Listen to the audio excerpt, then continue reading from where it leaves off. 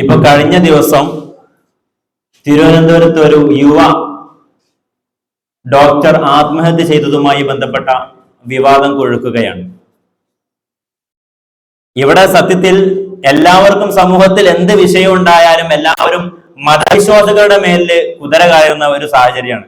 ഇപ്പൊ ഞാന് മനോരമ ന്യൂസിലെ ഷാനി പ്രഭാകറിന്റെ ഒരു സംസാരം കേൾക്കുകയുണ്ടായി. അവരൊക്കെ ഉപദേശിക്കുന്നത്, നന്നാക്കാൻ ശ്രമിക്കുന്നത് മതങ്ങളെയാണ്. സത്യത്തിൽ വിവാഹവും വിവാഹത്തിന്റെ മൂല്യങ്ങളെയൊക്കെ പറ്റാവുന്ന തരത്തിലൊക്കെ തകർക്കാൻ ശ്രമിക്കുന്ന പൊതുധാരയും കപട പുരോഗമനവാദികളും ഉപദേശം കൊടുക്കേണ്ട ആളുകൾ, അവരെ നന്നാക്കേണ്ട ആളുകൾ പക്ഷേ എല്ലാവരും മതത്തിനെയാണ് നന്നാക്കാൻ ശ്രമിക്കുന്നത്. മതമാണെങ്കിലോ ഈ മൂല്യങ്ങളെയെല്ലാം വേണ്ട രൂപത്തിലൊക്കെ ശക്തിപ്പെടുത്താൻ വേണ്ടി ശ്രമിച്ചുകൊണ്ടേയിരിക്കുകയുമാണ്. ഇപ്പൊ നിങ്ങളൊന്ന് ആലോചിച്ച് നോക്ക്, സ്ത്രീധനവുമായി ബന്ധപ്പെട്ടുകൊണ്ട് മതത്തിന് എന്തെങ്കിലും തരത്തിൽ പ്രതിക്കൂട്ടലാക്കേണ്ട സാഹചര്യമുണ്ടോ? എന്തെങ്കിലും ഉത്തരവാദിത്വമുണ്ടോ? ഒരിക്കലും ഇല്ല.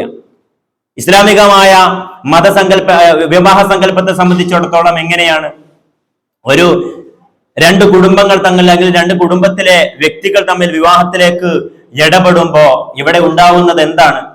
അവിടെ ആകെയുള്ളത്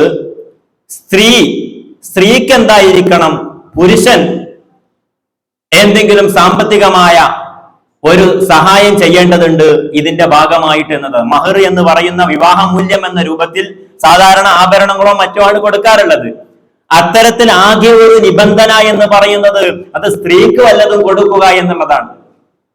അതോടൊപ്പം തന്നെ ഒരു പുരുഷൻ വിവാഹത്തിലേക്ക് ഇടപെടുമ്പോ ശക്തമായും ഈ മതം നിർദ്ദേശിക്കുന്നത് എന്താണ്? ഈ പുരുഷന് ഈ സ്ത്രീയെ അവളുടെ ആവശ്യങ്ങളെ, ജൈവികമായ ആവശ്യങ്ങളെയും മറ്റുമൊക്കെ നിർവഹിക്കാനും അല്ലെങ്കിൽ സാമ്പത്തികമായിട്ടും മാനസികമായിട്ടുള്ള ഇമോഷണൽ പിന്തുണയൊക്കെ കൊടുക്കാനാവുമെന്ന കേപ്പബിലിറ്റി ഉണ്ടായിരിക്കുക എന്നുള്ളതാണ്. ഇങ്ങനെയൊക്കെ മതം അനുശാസിച്ചുകൊണ്ട് അതിൻ്റെതായിട്ടുള്ള ഈ മൂല്യങ്ങൾക്ക് ശക്തിപ്പെടുത്താൻ വേണ്ടിയുള്ള നിർദ്ദേശങ്ങൾ മതം കൊടുക്കുന്നുണ്ട്. ഇപ്പറയുന്ന സ്ത്രീധനവുമായി ബന്ധപ്പെട്ടുകൊണ്ടുള്ള ഒരു ആശയത്തെയും മതങ്ങൾ ഒരിക്കലും തന്നെ അംഗീകരിക്കുന്നുമില്ല. ഇത് മനുഷ്യന്റെ കേവലമായ ഭൗതിക താല്പര്യത്തിന്റെയോ മറ്റോ ഫലമായി അറിഞ്ഞോ അറിയാതെയോ സമൂഹത്തിൽ വന്നുപെട്ടിട്ടുള്ള ഒരു സംഗതിയെ സമൂഹത്തിന്റെ കുറ്റമായി, അതിന്റെ പ്രതിക്കൂട്ടിൽ സമൂഹത്തെ നിർത്തുന്നതിന് പകരം മതങ്ങളെ നിർത്തുകയാണ്. മതം എന്ത് പഴച്ചു? മതം അതിന്റെ ശക്തമായ സന്ദേശങ്ങൾ എപ്പോഴും നൽകിയിട്ടില്ലേ? പിന്നെ അത് മതത്തിലേക്ക് കൂട്ടിപ്പഴക്കുന്നതിന് വേണ്ടി ഷാനി പ്രഭാകർ, നിങ്ങൾക്ക് വേണമെങ്കിൽ അതൊന്ന് കേട്ടു നോക്കൂ. എന്താണ് ഷാനി പറയാൻ ഉദ്ദേശിക്കുന്നത്?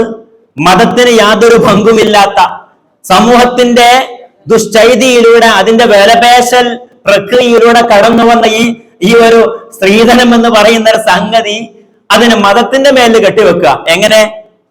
എങ്ങനെ ഷാനി പ്രഭാകർ ചെയ്യുന്നത്? അത് ഇവിടെ സ്ത്രീധനം വരുന്നത് എന്തുകൊണ്ടാണ്? മതത്തിൽ പറയുന്ന അനന്തരാവകാശത്തിലുള്ള ഈ ഒരു അനൈക്യം, അല്ലെങ്കിൽ ഈ ഒരു വിവേചനം, ഒരു വ്യത്യാസം, ഈ വ്യത്യാസം ഉണ്ടായത് കൊണ്ടാണ് സ്ത്രീധനം ഉണ്ടാവുന്നത് എന്ന് പറഞ്ഞു വെച്ചിട്ട് ഷാനി തന്നെ പറയുകയാണെന്ത്?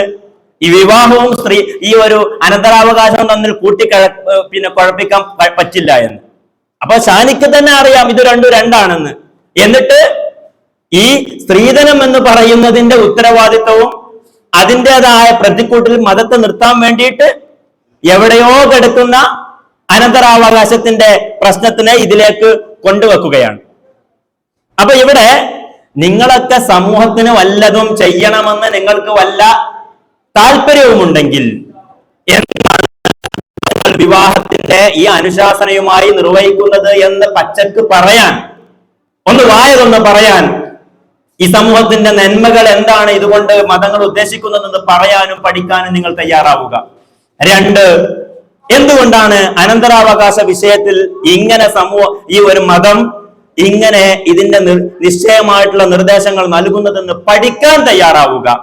എല്ലാവരും പഠിക്കേണ്ടതുണ്ട്. ഏറ്റവും ചുരുങ്ങിയത് ലോകത്ത് നടക്കുന്ന എല്ലാ കാര്യങ്ങളും അറിയുന്നവരാണ് ഞങ്ങളെന്നും, അഭിപ്രായം പറയേണ്ടവരാണ് ഞങ്ങളെന്നും, സുപ്രീം കോടതിയേക്കാളും വലിയ ജഡ്ജ്മെന്റ് നടത്തേണ്ടവരാണ് ഞങ്ങളെന്നും, വലിയ സാമൂഹ്യ പരിഷ്കർത്താക്കളാണ് ഞങ്ങളെന്നും വാദിക്കുന്ന മാധ്യമ പ്രവർത്തകർക്കെങ്കിലും ഇതിന്റെ മെറിറ്റ് പഠിക്കാൻ ബാധ്യതയുണ്ട്.